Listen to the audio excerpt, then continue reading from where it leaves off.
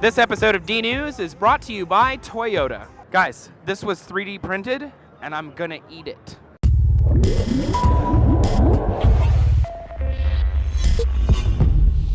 Hey guys, it's Trace here for D News. I'm at CES 2014 and we're in the 3D printing area. It's still the hot technology this year. They have a whole section devoted just to all the 3D printers at CES. 3D printers can use metal, they can use ceramics, they can use plastics, they can print biocells, they can even print food, and that's what this little guy is right here. Even though 3D printing is super big right now, it's still kind of a super nerdy nerd level of technology. They've sold 68,000 3D printers according to one poll, and the industry is about $2.2 billion. But most of them are way too complicated for the average consumer, and this year at CES they're trying to change that and bring them more into a lower price range and easier to use. So this is by 3D Systems. It's printed food, you guys, and we're gonna try it.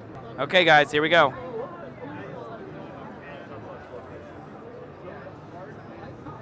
It's good.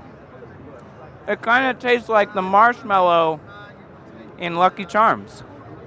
The MakerBot Replicator Z18 is the largest model available, and it was announced here at CES. It's 12 by 12 by 18 inches. That is huge! And you can do all sorts of cool stuff with it, and we talked to Bree Pettis, CEO of MakerBot, a little bit about it. What's the best part about it, other than it's giant, right? Is that it?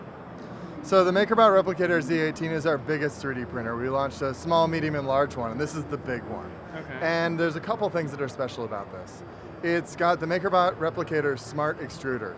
This sends you a message when you need to add more filament, and it'll send you to your phone. It'll say, hey, your model's done, come pick it up and get the next one started. It's got a camera in it, so you can take pictures of things that you make. You can monitor your progress and broadcast out your latest creation on social networks. The MakerBot Replicator Z18 has a heated build chamber, which actually keeps the models dimensionally stable as it's being made. Inside the 3D printer is the MakerBot Replicator 3D printing platform, the electronics and software.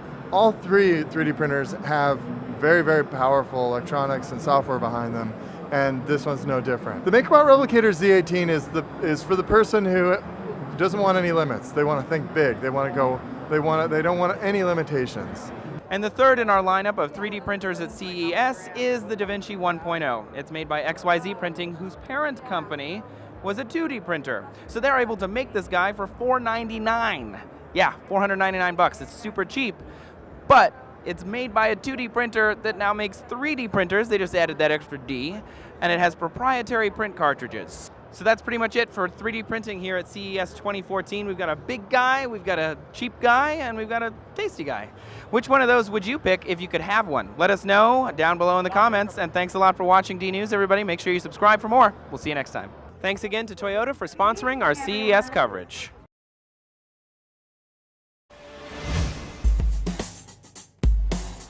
Samsung finally has a metal Galaxy smartphone for those of you who love the S5 but aren't keen on its plastic design. It's called the Galaxy Alpha, and its headline feature is of course its metal frame. It makes the phone feel considerably more luxurious to hold than the plastic Galaxy S5, and it's a lot more comfortable too, as it's quite a bit smaller at only 4.7 inches. It borrows much of its style cues from the S5, but the milled metal corners and drilled speaker holes lend it an extra touch of class. It's not waterproof though, so do keep it away from the bathtub and try not to spill your cocktail on it. The display for me is the most disappointing part of the phone. It has a 720p resolution, making it far less sharp than the S5 or of course 2K phones like the LG G3. Now sure, 2K would be overkill, but I'd definitely like to see a full HD screen on board, as it would definitely make icons and images look a lot more crisp. It's bright and bold at least, but for the high price you really should expect more.